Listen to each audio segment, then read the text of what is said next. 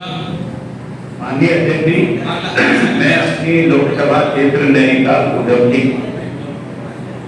मेरी विडम्बना क्या है कि ये एक हमारे उत्तराखंडी राजीव ढोंडियाल जी हैं और एबीपी में हैं, अच्छी पत्रकारिता करते हैं, लेकिन मानसिकता ये बन चुकी है कि ग्राउंड में हमारे कुछ साथी किसी भी प्रकार का आंदोलन चला देते हैं और जैसे कि यही बच्चा, यही व्यक्ति सुबह मॉर्निंग वॉक करते हुए कह देते हैं कि मूल निवास की रैली में आना, मूल निवास की रैली में आना, और शाम को स्टूडियो में बैठ के कहते हैं कि उत्तराखंड के जो वन गुजर हैं उनको ट्राइब का दर्जा मिल रहा है, उनको मूल निवास मिल रहा है, तो ये उनका हक होना चाहिए।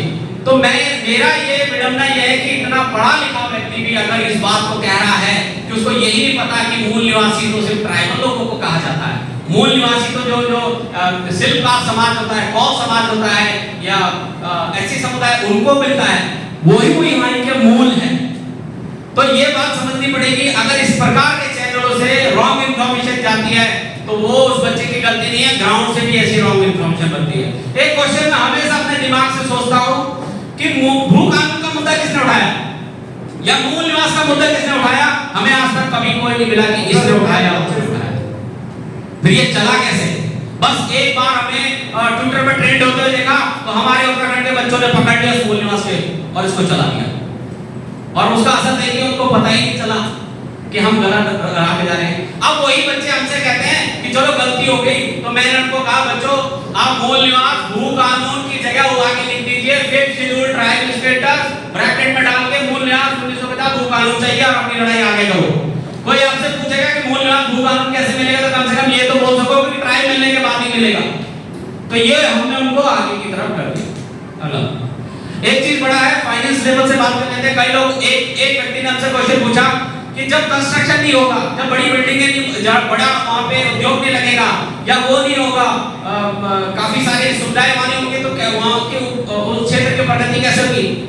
हमने ये बोला कि देखिए उत्तराखंड में अगर सबसे ज्यादा प्रति व्यक्ति आय किसी की है तो वो इंडस्ट्रियल एरिया हरिद्वार को छोड़ के उसके बाद अगर किसी की है तो वो चमोली गढ़वाल की है और जौनसार बाबा के क्षेत्र की है। यहाँ कौन से बड़े बड़े कंस्ट्रक्शन हो गए? चलिए छोड़िए, हम लोग हो सकता है। उसके बाद हमने हिमाचल का वो देखे मैप, हिमाचल के इलाके में सबसे ज्यादा प्रति व्यक्ति आए इंडस्ट्रियल एरिया को छोड़ के, यानी कि सोलन बद्दी को छोड़ के, वहां पे बहुत उसकी छोड़ के अगर सबसे ज्यादा प्रति व्यक्ति आए किसी की हिमाचल में है तो वो किन्नौर की है, उसके बाद लाहौल स्पीति की है। तो यहाँ पे तो टनल जो बनी है वो अटल टनल मनाली तक की बनी है, उसके बाद किसी बड़े उद्योगपति ने जमीन नहीं खरीदी क्योंकि पता नहीं, पर वहां बड़ा कंस्ट्रक्शन नहीं हो रहा। तो हम ये सोच निकालते हैं कि बड़ा कंस्ट्रक्शन हमारी प्रगति करेगा, ऐसा नहीं होता है। हमने माइग्रेशन 1972 से सीखा है और हमारी संस्कृति ही हमारी पहचान है, हम उसको आगे लेके चलते हैं और संस्कृति संरक्षण के लिए ये पूरा मूवमेंट हम लोग मूवमेंट तो नहीं कहेंगे, कॉमन प्रोग्राम है। भारत सरकार को 250-300 पेज का एक लेटर ड्राफ्ट करके दे रही, पूरी रिसर्च के माध्यम से। ट्राइबल कमेटी है, ट्राइबल कमेटी हमने देहरादून में गठित गिरीश सकलानी जी है जो हिमाचल में सचिव रह चुके हैं, कलेक्टर भी रह चुके हैं और उन्होंने रेवेन्यू डिपार्टमेंट में सबसे ज्यादा काम किया है। हमारी रिसर्च टीम के पार्ट जो हमें मार्गदर्शक देते हैं, चाहे हमारे आदरणीय यशवंत जी कटोच जी हो, अजय सर हो नैनीताल से, श्याम सिंह रावत सर हो या सुरेश सर हो, ऐसे ही बहुत सारे डॉक्टर अर्चना मैम हो, इस प्रकार से हमारे पास 40 से 45 लोगों की मार्गदर्शक या रिसर्च टीम के पार्ट है। हमें ये गाइड करते हैं कि इसके ऊपर रिसर्च करो, इसके ऊपर रिसर्च करो। हमारी टीम रिसर्च करना चाहती है। ठीक है, नेक्स्ट ये एक फोटो आपके सामने रख रहे हैं, ये ट्रैवल कमेटी के लोग हैं और जिसमें सकलानी जी भी है और लास्ट में शंकर सिंह भाटिया जी हैं जो लेखक हैं, उसके बाद सकलानी जी है, सुरेश उबियाल सर है बैठे हुए हमारे आदरणीय उनियाल सर, और इसमें राम प्रसाद सर भी हैं हमारे आदरणीय जो लास्ट में बैठे हुए भी है। तो एक डेलीगेशन तैयार किया जा रहा है जो भारत सरकार से बात करेगा पेपरों के माध्यम से। जो हमें ट्राइब हम ट्राइब हैं और हम ट्राइब कैसे भारत सरकार के पैमाने के साथ साथ पूरी रिसर्च कंप्लीट हो चुकी है। बस एक रिसर्च बाकी है कि भूमि बंदोबस्त हमें चाहिए अपना 1928 का भूमि बंदोबस्त हम ढूंढ रहे हैं।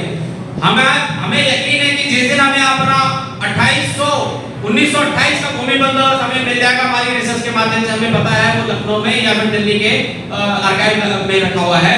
हम भारत सरकार के सामने सारे तथ्य रख देंगे। 8 साल का हमारा टारगेट है पूरे पहाड़ को ट्राई घोषित करना। 8 साल में पूरा पहाड़ ट्राई घोषित हो जाएगा अगर इसी तरह से काम और आप लोगों का सपोर्ट करता रहा।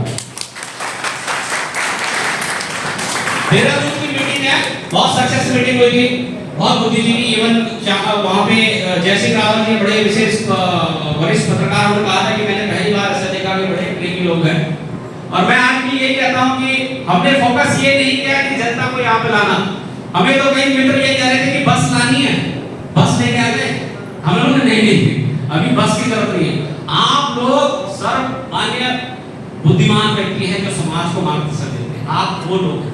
आप लोगों को इसलिए बात पहुंचाना हमारा इंपॉर्टेंट है कि आप ही लोग आगे समाज को बात देख भैया उत्तराखंड जो एकदम एक अलग ही सीमा में जा रहा है, जिसका पर्वता की हालत में जा रहा है, ये हमारा भारत का एक क्षेत्र है, इसको बचाना हमारा कर्तव्य है।